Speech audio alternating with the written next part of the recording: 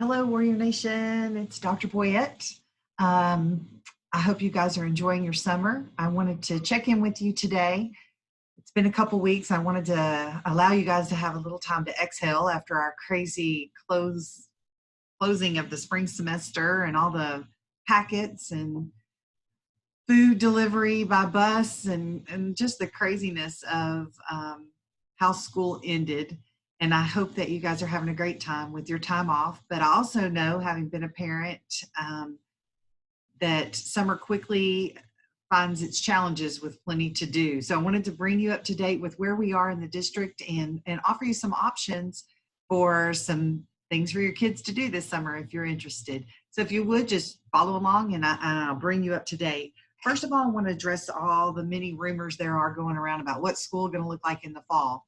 And the truth of the matter is we still really don't know for sure. You know, things are continuing to open up in the state of Texas as we have entered phase 3, and that's good news. But we also, there's a lot of uncertainty right now, and we were going to err on the side of caution. But having said that, I want to address to you all the talk about going to year-round school, and the Texas Education Agency has made that recommendation. And we can understand why. Studies have shown years and years that there's a thing called the summer slide. When kids are off in the summer, they kind of backslide a little bit and lose some of the ground that they had gained in the previous year. So it stands to reason that the state's a little worried that we lost an entire grading period at the end of the spring semester. And now you back that up with the summer slide. So they're calling it the COVID slide and the summer slide, and wanting to know, how districts are going to attack that. So there are a multitude of ways, but we decided that the timing of the recommendation from TEA for us to change the calendar didn't provide us to the opportunity to talk with all our stakeholders. That's you, parents, students, teachers, and gain your input.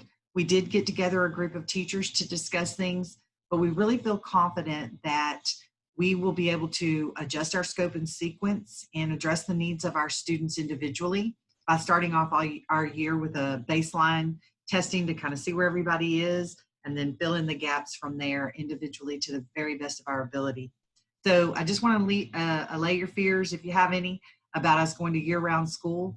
It's not something we're going to do starting in August of this year. It may be something we want to discuss over the course of next year, in order to consider it for the following year. But at this point, we're just going to stay the course and reserve the right to have some flexibility in our calendar should we have to close our schools again.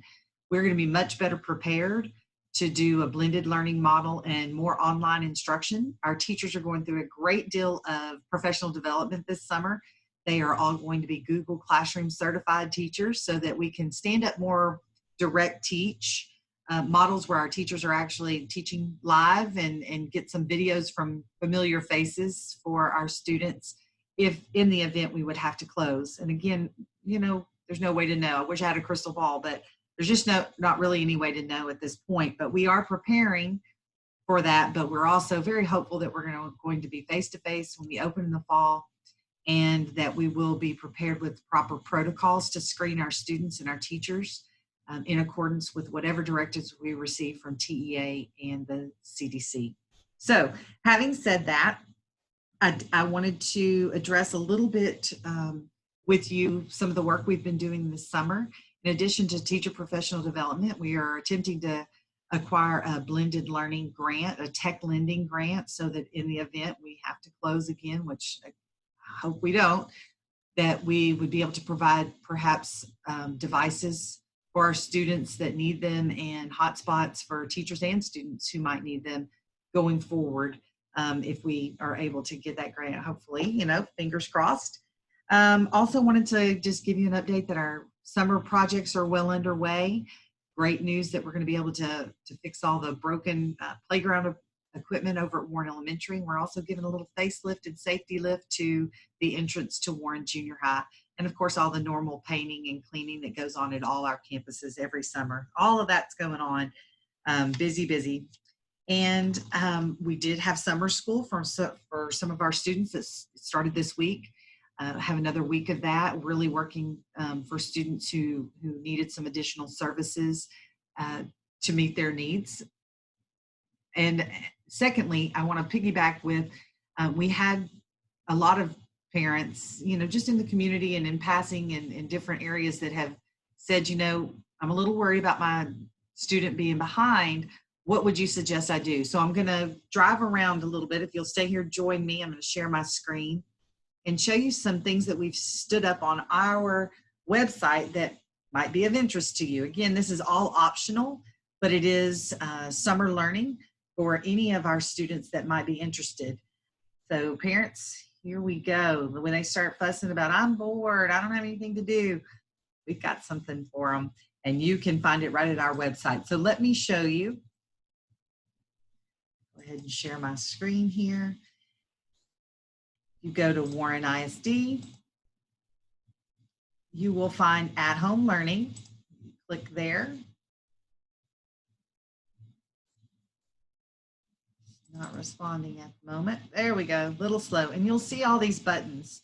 On the first tab that you see or card that you see, you will be able to click there and get to your Google Classroom, Google email for all our students who have their Google email addresses.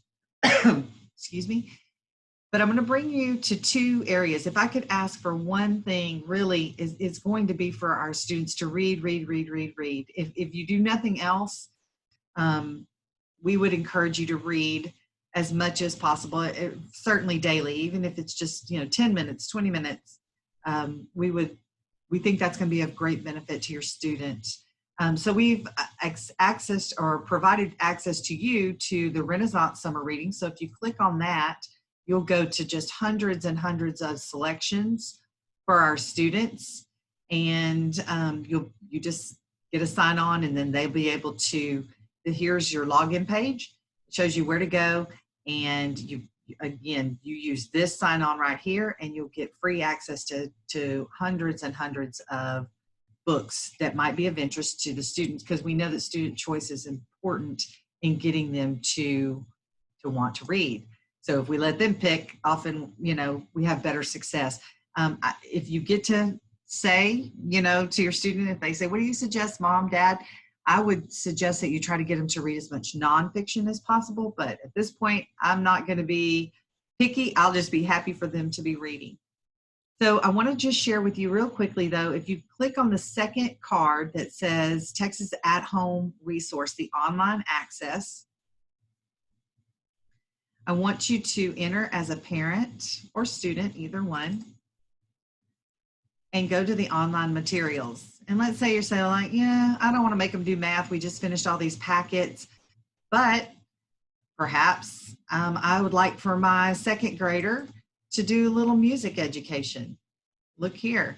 If you click right here, you can get 20 music lessons for free. Right there, at home music instruction for your second grader. And again, that's for all K through 5.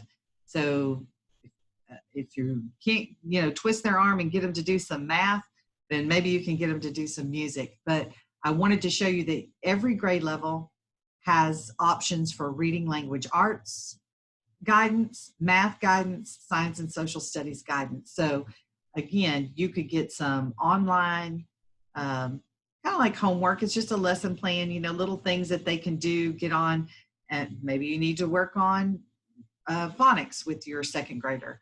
And that the teacher has told you, let's really focus on those beginning sounds. And it even tells you, some of the things that you can maybe ask to help spur the learning along. So this is what a sample plan looks like for reading and writing. And they have the same for second grade math or all the grade levels. So I just wanted to show you that was there for you. You can see all the way through, lots of options. And again, provided to us for free. I just think that, to have some options when kids are down or bored might provide a little bit of stability and also help us combat that COVID slide combined with the summer slide. So for those of you that are interested, I hope you'll take advantage of that.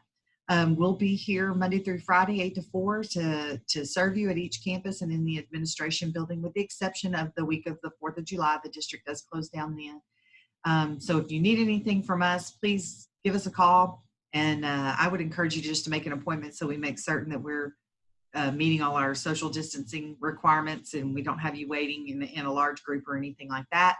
And you can get whatever help that you need. So we're here for you. We're here for the kids.